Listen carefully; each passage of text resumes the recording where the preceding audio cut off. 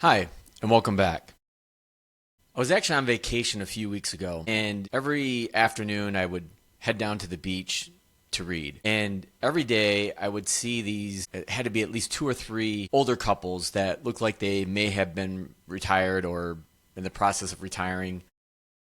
But every day they would sit on their boats for hours on end and just talk and just sit there. And every day I would wonder, like, what in the heck are these people talking about? Like, how could there be so much to talk about day in and day out and just sitting on their boat in the bay? And it kind of dawned on me that in thinking about, because I get the question all the time, like, well, what are you going to do, like, when you retire, Paul?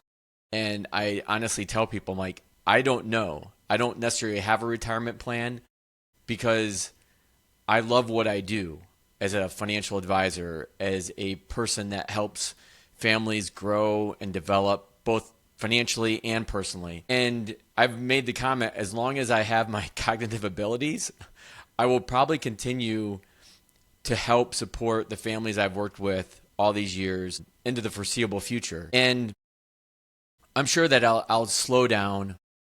But what was interesting about this thought was I don't think that I could do that.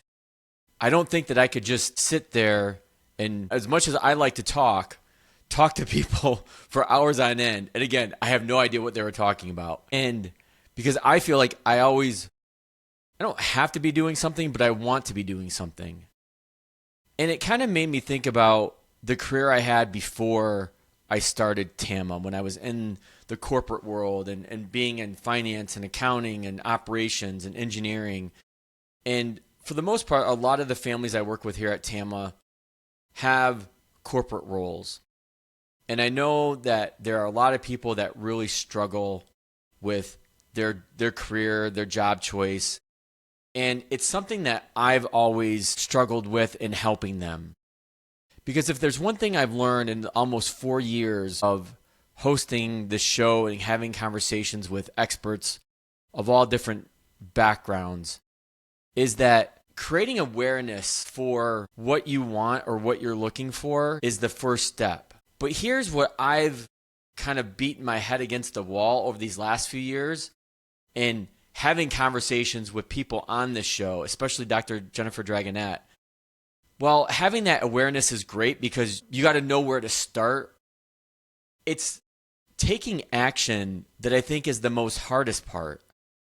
And sadly, in the almost 20 years I've been an advisor now, I see people come to me and want to take action when something happens in their life that maybe isn't necessarily good.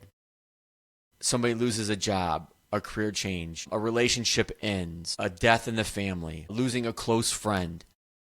Those are kind of like life's wake-up calls to say, okay, I really need to do something. But what if you don't have those wake-up calls? What if you're just going through your day-to-day life and realizing and being aware that this is not what you want to do, but not doing anything about it? And I think that's the answer to the question that I've been searching for a long time. And I'm really lucky. I'm really fortunate. Probably one of the best things that ever happened to me, whether I was born with it or picked it up from early mentors, was this drive and understanding of what I really wanted to do. Which is why I can honestly say that I don't know what my retirement looks like. Because I love what I do and I enjoy the people that I help to support. But I also know the other side of that because I had a corporate career that I absolutely hated. And I knew that I would not be able to spend another 20 plus years doing what I was doing. And again, fortunately, I had an idea, I had a plan, and it worked out. Hard work, some luck. But I think going back to that drive, and I think part of this was, when I look back at it now, instilled in me when I was at a young age and very influential, because I worked for a couple entrepreneurs, Daryl and Melody Hoff. Daryl has since passed away, but they ran a small oil company where we would deliver fuel oil and gasoline to rural farmers in our community that we lived in. And it was that I think that work ethic, that kind of planted that seed, and watching them work hard and have failures and success, but they always knew what they wanted. They always had a plan. And I think that's where personally I struggle with trying to help people. Is I can help people create that awareness, but just because you have that awareness doesn't mean that you're going to take action. And another good example is I have one family in particular that comes to mind that really struggles with their career. And from a financial standpoint, I've pointed out to them time and time again that they don't need to have the one spouse have the role that they have. They can take a sabbatical. They could take time off to think about what they want to do. Because in the day-to-day, because these most of the families I work with have kids. They're in a life stage where that Teresa and I are in right now, where we have soon-to-be triplet freshmen and an 8th grader. It's hard to find the time, Monday through Sunday, it doesn't matter, Monday through Friday, to step back and really think about what it is that you want to do with your career, chasing kids, trying to have a relationship with your wife. These are your spouse, wife, husband. These are all things that we've talked about nearly over the last 4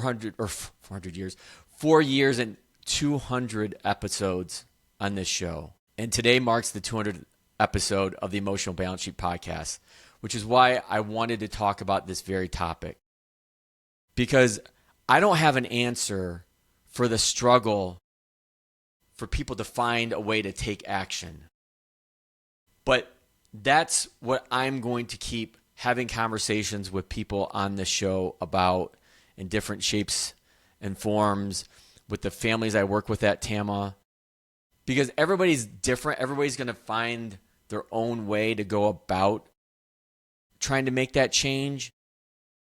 But I want to be part of that process. I want to help encourage people that whether it's from a financial perspective, that they're okay, that they can do something that they may not realize, or help encourage them from a personal or emotional standpoint because they're afraid to take such a drastic change in their life. But regardless, that's what I'm hoping people get out of the show and the guests that come on, and for me to do these solo podcast episodes. And I will come on and talk about specific things related to specific financial planning topics like taxes and Roth conversions and things of that nature that are all important. They're all table stakes in the financial planning process. But as I often tell people, 20% of what I do as an advisor is financial and 80% of it is emotions. And that's why I named the show The Emotional Balance Sheet. And I'm a firm believer that I don't believe in balance per se. I believe in finding harmony, because there are going to be times in your life where your work or your career needs you more than your family. And there's going to be times when your spouse, your family needs you more than your career or job. And so when you imagine that teeter-totter, it's never a horizontal line. There's always one piece that's up and always one piece that's down. And trying to find the harmony between those, I think, is one of the keys to having a happy life. So with that said, I want to thank everyone who have tuned in to 1 or 2 or even 200 episodes of the Emotional Balance Sheet podcast. It'll be 4 years in October when I released the first episode with Scott Capeller, who's a triplet dad that lives in my community here in Michigan. And it's been an amazing venture, amazing journey, and I can't wait to continue it with a couple twists here and there along the way. But again, thank you for all of your support, and hopefully you've been able to take away something from what I've said, from what some of our hundreds of guests have said, because this show is all about you and us finding our way to finding harmony. Thanks, everyone. We'll see you next time.